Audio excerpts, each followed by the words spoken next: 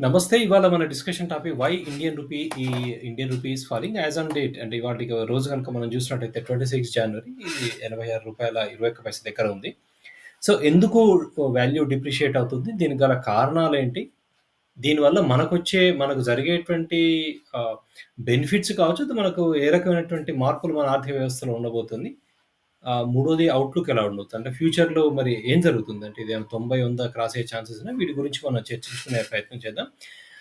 మీరు ఈ గ్రాఫ్‌లో చూడొచ్చు సెప్టెంబర్ నుంచి గనుక చూసినట్టయితే కొంచెం యూఎస్ ఇండియన్ కరెన్సీ కొంచెం ప్రెషర్‌కి లోనైంది. ప్రెషర్‌కి లోనవ్వడమే కాకుండా చాలా డ్రాస్టిక్ చేంజెస్ ఉన్నాయి. దీనికి కారణాలేంటి? మొదటగా అక్టోబర్ నెలలో ఏం జరిగిందంటే ఒక more than 1,00,000 crore FIIs withdraw చేసుకున్నారు. మార్కెట్స్ నుంచి వాళ్ళు అమ్మకాలు కొనసాగించారు అక్టోబర్‌లో. More than 1,00,000 crore. It's a huge amount.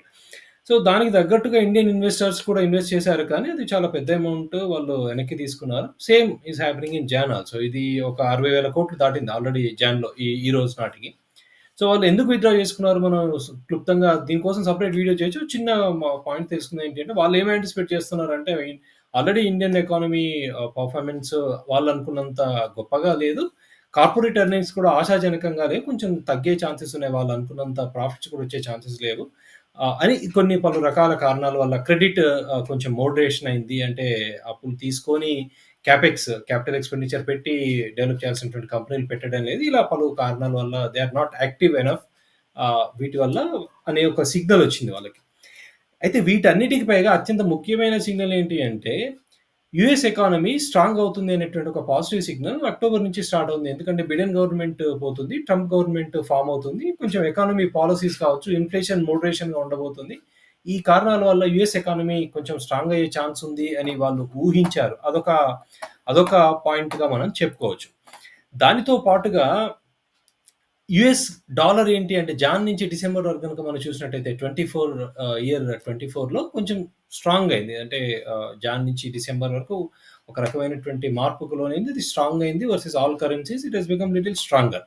So, ఎప్పుడైతే యూఎస్ కరెన్సీ స్ట్రాంగ్ అవుతుందో అప్పుడు ఆటోమేటిక్‌గా ఆ ప్రెషర్ మిగతా కరెన్సీస్ పైన ఉంటుంది. మనమేమి ఎక్సెప్షన్ కాదు. మన మార్కెట్ ఏమి ఎక్సెప్షన్ కాదు కాబట్టి మనం కూడా దానికి లోన్ కావాల్సొచ్చింది. అయితే మన మార్కెట్ ఒక్కటేనా మరి ఇన్ని మార్పులకు లోనైంది? ఇండియన్ మార్కెట్ ఒకటేనా? మరి ఇండియన్ మార్కెట్ ఒకటేనా చాలా దారుణంగా పెర్ఫార్మ్ చేస్తుంది. కరెన్సీకొచ్చేవరకి వేరే కంట్రీస్ పరిస్థితి ఏంటి అంటే, so, you can check the graph here. అదే అలా ఏం కాదు. ఇంకా మనం ఒక రకంగా చూస్తే మన పెర్ఫార్మన్స్ ఒక రకంగా కొంచెం బాగుందనే చెప్పుకోవచ్చు. సో, ఇంకొక graph I will show you. This is currency performance of other major ఒకసారి గనుక మీరు చూడండి. Dollar index performance versus other major currencies across the globe. So, ఈ రకమైనటువంటి మార్పులొచ్చినప్పుడు ఖచ్చితంగా ఆ ప్రెషర్ మన కరెన్సీ మీద ఉంటుంది. దీనితో పాటుగా ఇంకొక మార్పు జరిగింది ఏంటి అంటే యూఎస్ ఎకానమీలో బాండ్ ఈల్డ్ అనేది కొంచెం పెరిగింది. బాండ్ ఈల్డ్ పెరగడం అంటే ఏంటి? నవంబర్‌లో అందరూ ఏం యాంటిసిపేట్ చేశారంటే యూఎస్ ఫెడ్ ఏదైతే ఉందో కొంచెం ఇంట్రెస్ట్ రేట్ తగ్గిస్తుంది. ఇంట్రెస్ట్ రేట్ తగ్గించడం వల్ల కొంచెం ఇంపాక్ట్ ఇన్‌ఫ్లేషన్ మీద ఉంటుంది. ఇన్‌ఫ్లేషన్ మోడరేట్‌గా కావచ్చని అక్కడ యాంటిసిపేట్ చేశారు. But they did not do it. వాళ్ళేం ఇంట్రెస్ట్ రేట్ పెంచలేదు. తద్వారా ఏం జరిగింది? బాండ్ ఈల్డ్ పెరిగింది. ఇంట్రెస్ట్ రేట్ తగ్గించలేదు కాబట్టి బాండ్ ఈల్డ్ అక్కడ కొంచెం స్పైక్ ఉంది. ఎప్పుడైతే బాండ్ ఈల్డ్ కొంచెం స్పైక్ ఉందో ఆబ్వియస్‌గా అండర్ పర్ఫార్మింగ్ మార్కెట్స్ నుంచి స్ట్రాంగ్ ఉన్న మార్కెట్స్‌కి ఖచ్చితంగా ఎఫ్ఐఐస్ షిఫ్ట్ అవుతారు కాబట్టి that's why FIIs withdrew their amount from the Indian market. That is what happening now. So, మన ఎకానమీ వీక్ అవుతుంది అనే ఒక యాంటిసిపేషన్ వేరే ఎకానమీ అంటే suppose I'm talking about US but there are other economy. US economy కొంచెం strong అవుతుందన్న ah, ఒక ఒక ఒక వాళ్ళ యాంటిసిపేషన్‌తోని షిఫ్ట్ చేశారు.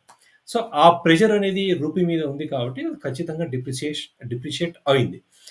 దానితో పాటుగా ఇంకొకటి ఏంటి అంటే జియోపొలిటికల్ సిట్యుయేషన్ అంత గొప్పగా లేదండి. ఆయిల్ ప్రైసెస్ కొంచెం స్టేబుల్‌గా లేవు. 70 దాటింది బ్యారెల్ కానీ మిడిల్ ఈస్ట్ క్రైసిస్ ఉంది. అక్కడ మిడిల్ ఈస్ట్ క్రైసిస్ నడుస్తోంది. దాంతో పాటుగా రష్యా, యుక్రెయిన్ వార్ ఇవన్నీ కలగలిపి ఒక రకమైనటువంటి అన్‌సర్టెనిటీ కూడా ఉంది మార్కెట్‌లో కాబట్టి గ్లోబల్ కరెన్సీ మార్కెట్స్ అన్నీ కూడా ఇవి ఫేస్ చేస్తున్నాయి. ఒక యూఎస్ డాలర్ స్ట్రాంగ్ అయింది కానీ నేను ఇందాక గ్రాఫ్‌లో చూపించినట్టు మిగతా మిగతా కరెన్సీలు ఏవి కూడా అంత అద్భుతంగా పనిచేసింది లేదు. మీరు చూడొచ్చు. జపానీస్ యెన్ కావచ్చు, స్విస్ ఫ్రాంక్ కావచ్చు, Singapore dollar, Turkish, China. So, all are అంత గొప్పగా ఏం పెర్ఫార్మన్స్ లేదు. కాబట్టి మనమేం బ్యాడ్‌గా ఉంది. మనదొక్కటే బ్యాడ్‌గా ఉంది అనుకునేటువంటి నెగెటివ్ థాట్స్ మనకు అక్కర్లేదు. యెస్, చాలా కంట్రీస్ ఇవి ఫేస్ చేస్తున్నాయి. మరి దీనివల్ల వచ్చేసి అంటే ఎప్పుడైతే కరెన్సీ మార్కెట్ ప్రెషర్ ఉంటుందో దీనివల్ల మరి మనకేం జరుగుతుంది? అంటే సమ్ కైండ్ ఆఫ్ ఇంపాక్ట్ ఉంటుంది కదా! ఎకానమీలో ఏంటి అది అంటే అనేది కూడా మనం మాట్లాడుకోవాలి. We should discuss about it.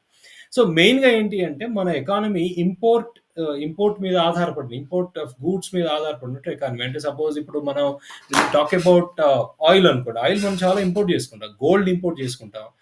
దాంతో పాటు fertilisers, chemicals we import lot of things. So, ఆ ఇంపోర్ట్ మీద ఒక రకమైనటువంటి ప్రెషర్ ఖచ్చితంగా కరెన్సీ డిప్రిసియేషన్ వల్ల అవుతుంది.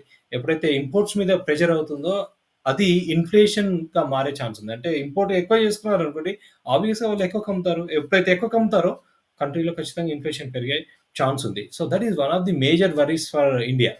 ఎప్పుడైతే ఇంపోర్ట్స్ పెరుగుతాయో, ట్రేడ్ డెఫిసిట్ కూడా పెరిగే ఛాన్స్ ఉంది. ట్రేడ్ డెఫిసిట్ ఎందుకంటే ఎక్స్‌పోర్ట్ దానికి మ్యాచ్ కాలేదనుకోండి, ఖచ్చితంగా డెఫిసిట్ పెరుగుతుంది. ఆ డెఫిసిట్ పెరగడం ఒకటి, ఇంపోర్ట్ కాస్ట్, ఇన్‌ఫ్లేషన్ ఒకటి major worries. I would say major worries for India now. దీంతో పాటుగా మన దగ్గర ఏం జరుగుతుందంటే కొంచెం క్రెడిట్ మోడరేషన్‌లో ఉంది. అంటే క్రెడిట్ గ్రోత్ అంటే క్రెడిట్ గ్రోత్ అంటే ఏంటి? సపోజ్ ఒక ప్రైవేట్ కంపెనీ వాళ్ళు ఎక్స్‌పాన్షన్ చేస్తున్నారనుకోండి. వాట్ దే డూ నార్మల్లీ బ్యాంక్స్‌కెళ్ళి లేకపోతే ఫైనాన్షియల్ ఇన్‌స్టిట్యూషన్స్‌కెళ్ళి they take money and expand it. They take money as credit. అప్పు తీసుకొని ఎక్స్‌పాండ్ చేస్తారు. సో, ఆ ఎక్స్‌పాన్షన్ అంటే ఆ క్యాపెక్స్ అనేది కొంచెం గ్రోత్ తగ్గింది. అదొకటి కొంచెం మైనస్ మనకు. దానితో పాటుగా ఈ ఇన్‌ఫ్లేషనరీ టెండెన్సీస్, ఈ ఇంపోర్ట్ ఎక్కువైందనుకోండి కొంచెం ఇబ్బంది అయ్యే ఛాన్స్ ఖచ్చితంగా ఉంది. మనం సేఫ్ అద్భుతం అని నేను చెప్పలేను.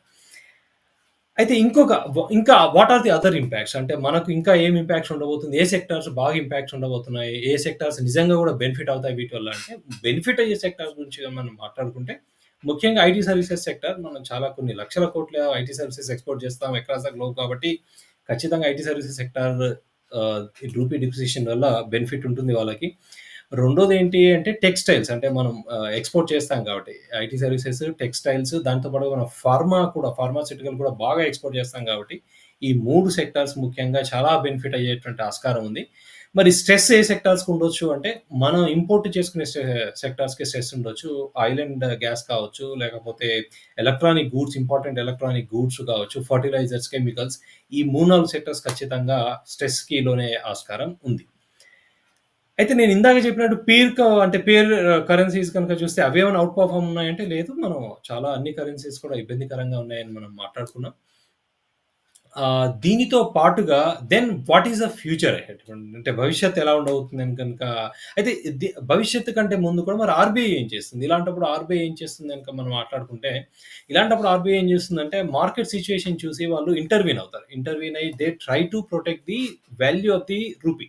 అంటే మార్కెట్‌ని బట్టి, ఆ సమయాన్ని బట్టి, ఆర్థిక పరిస్థితులను బట్టి, మనకున్నటువంటి రిజర్వ్స్‌ని బట్టి దే ట్రై టు మార్కెట్ మధ్యలో ఇంటర్‌వీన్ అయ్యి వాళ్ళు ఏం చేయాలో చేస్తారు. అయితే మీకొక one more graph I will show you. అది ఏంటి అంటే రిజర్వ్స్ ఏం చేసింది. మరి ఆర్‌బీఐ ఏం చేసింది సెప్టెంబర్ టు డిసెంబర్ మధ్యలో అంటే ఆల్‌మోస్ట్ వాళ్ళు చాలా కొన్ని బిలియన్స్ ఆఫ్ డాలర్స్ వాళ్ళు చూడండి 60 ఆల్‌మోస్ట్ $40 బిలియన్ దే తీసుకొని వాళ్ళు మార్కెట్‌లో ఇంటర్‌వీన్ అయ్యి మన రూపీ వాల్యూను ప్రొటెక్ట్ చేసే ప్రయత్నం చేశారు. అంటే $689 ఉన్నటువంటి మన యూఎస్ డాలర్స్ ఉన్నటువంటి RBI forex reserves it gone down to 644 in December. So, అదయిన తర్వాత ఏమైంది? అయినా గాని still it was falling. So, అప్పుడు వాళ్ళేమన్నారంటే let the market decide the ah, ఇలాంటి ఇష్యూస్ మార్కెట్టే డిసైడ్ చేయాలి. రూపీ డిప్రిసియేషన్ అనేది. So, we should not artificially intervene unless it is more worry then we should not intervene అని RBI decide చేసి చేయడం జరిగింది. సో, ఇంకొకటేంటి ఫైనల్‌గా మనం మాట్లాడుకోవాలంటే then what is the outlook? మన ఫ్యూచర్ ఏంటి? ఫ్యూచర్ ఇది 86 అయింది ఇవాళ, రేపు 90 అవుతుందా? ఎల్లుండి 100 అవుతుందా? కావాలనుకునే వాళ్ళున్నారు. మన 100 కావాలి. ఎందుకంటే గవర్నమెంట్ బ్లేమ్ చేయాలనుకునే వాళ్ళు కూడా ఉన్నారు. But we don't talk about all those things. మనం ఏం మాట్లాడుతున్నామంటే మన ఔట్‌లుక్ ఎలా ఉండబోతుంది అంటే, యూబీఎస్ అనే ఒక ప్రముఖ ఇన్వెస్ట్‌మెంట్ బ్యాంక్ ఒక రీసెర్చ్ రిపోర్ట్ పబ్లిష్ చేసి ఏమన్నది అంటే, యు ఇండియన్ కరెన్సీ మీద అందరూ ఇండియన్ మార్కెట్ మీద సెల్లింగే పెట్టుకోండి అనే ఒక సిగ్నల్ ఇచ్చింది. అది చెప్పినటువంటి కారణాలేంటి అంటే, అగైన్ ఇందాక నేను మాట్లాడినట్టు క్రెడిట్ గ్రోత్ సరిగ్గా లేదు. అనుకున్నటువంటి కార్పొరేట్ ఎర్నింగ్స్ ఆహ్, గత కొన్ని సంవత్సరాలుగా మనం ఊహించిన విధంగా లేవు కార్పొరేట్ ఎర్నింగ్స్. ఎస్టిమేషన్ ఫోర్‌కాస్ట్ ఒక రకంగా ఉన్నాయి. దానికి వాళ్ళు యాక్చువల్స్ రిలీజ్ చేసింది ఒక రకంగా ఉన్నాయి.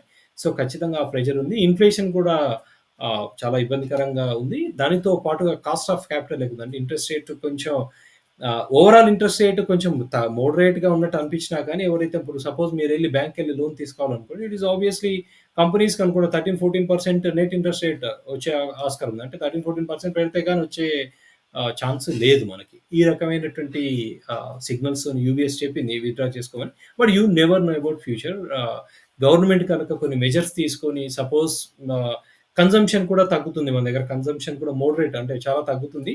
తగ్గుతుంది అంటే మొత్తం కన్జంప్షన్ లేదని కాదు. But the face at it is going up is not that great. I mean అనుకున్న అంత ఆశాజనకంగా లేదు. So urban consumption is downward spiral. అది కూడా ఒక ఇంపార్టెంట్ ఆస్పెక్ట్.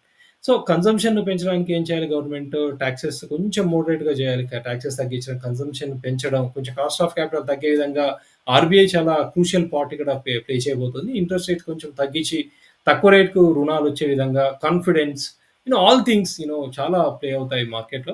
సో నా వరకు అయితే RBI did a great job in the last 3-4 months because they కానీ ఫైనల్‌గా వాళ్ళు కూడా ఏం చేశారంటే let the market decide the rupee value అని డిసైడ్ చేశారు. మనకు ఉండేటువంటి ఇబ్బందులున్నాయి. ఇంకొక మేజర్ ఇంపార్టెంట్ పాయింట్ ఏంటి అంటే ఓవరాల్‌గా వరల్డ్ ట్రేడ్‌లో చైనా ఏం చేస్తుందంటే వాళ్ళ వాళ్ళ వాళ్ళ కరెన్సీ వాల్యూను డిప్రిషియేట్ చేస్తుంది. అంటే కావాలని డీవాల్యూ చేసుకుంటూ వస్తుంది ఫ్రీక్వెంట్‌గా. ఎందుకు అంటే వాళ్ళ యొక్క ప్రొడక్ట్స్‌కి మార్కెట్ ఉండాలి. వాళ్ళ ప్రొడక్ట్స్ తక్కువ రేట్‌కి అమ్ముడు పోవాలి. వేరే కాంపిటీటర్స్ కంటే అనేది. సో అది కూడా major challenge before India. So వీటన్నిటి గురించి మనం మాట్లాడదాం. Next time why FIIs are exiting from the market economy how economy is performing. వీటన్నిటిపైన మనం నెక్స్ట్ టైమ్ మాట్లాడుకునే ప్రయత్నం చేద్దాం. Thank you so much. Subscribe my channel for interesting updates on economy, culture, whatever, lot of things we will discuss with guests as well. Please subscribe, like, and share my channel. Thank you so much for watching.